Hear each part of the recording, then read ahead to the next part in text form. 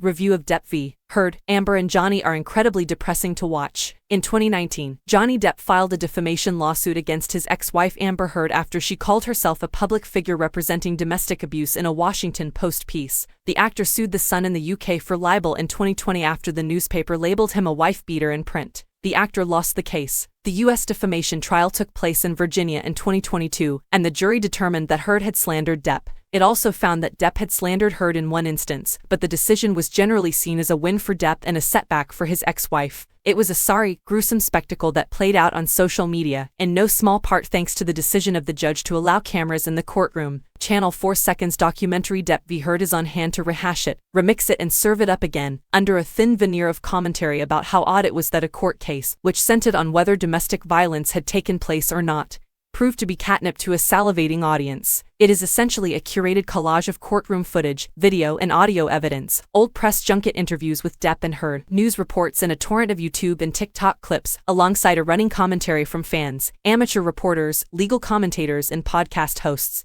Its selling point is that it sorts proceedings into chronological order and offers a timeline of the relationship. In court, Depp and Heard gave their testimonies 2 weeks apart. Here, a question is posed by one of their lawyers, and the response of each is played, as if to invite viewers to compare them, side by side. The majority of the case's important details would have been covered in brief videos and memes for people who weren't present in court or who didn't watch the 200 or so hours of live-streamed material. Being the adult in the room and attempting to mold an unregulated and uncontrollable online narrative into some form of shape by putting it together into some sort of order and giving it 3 hours of airtime. It is obvious that reducing legal arguments to the briefest sound bites and snatches does not give a complete or fair image of the legal system or of the matter at hand. The question is whether Depp v. Heard, the documentary, can do better than the many sources from which it pulls the bulk of its material. Channel 4 provided only the first 2 episodes for review, perhaps the third will offer more depth or analysis. So far, I have been unable to shake the sense that it tries to have its cake and eat it. It attempts to distance itself from the social media version of the hearing.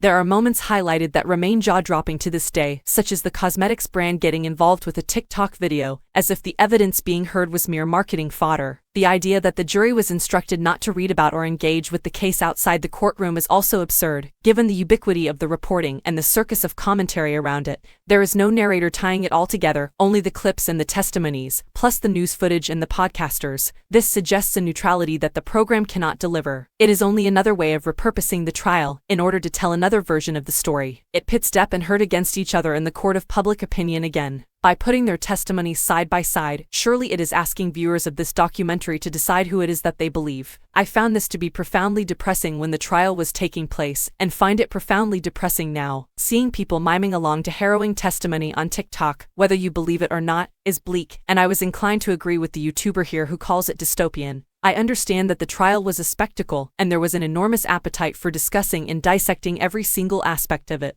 One TikToker called it a PR campaign disguised as a defamation case. If you were fascinated by proceedings, I am sure you will recognize plenty of what you saw in it, and perhaps you will learn something new from its collection of voices.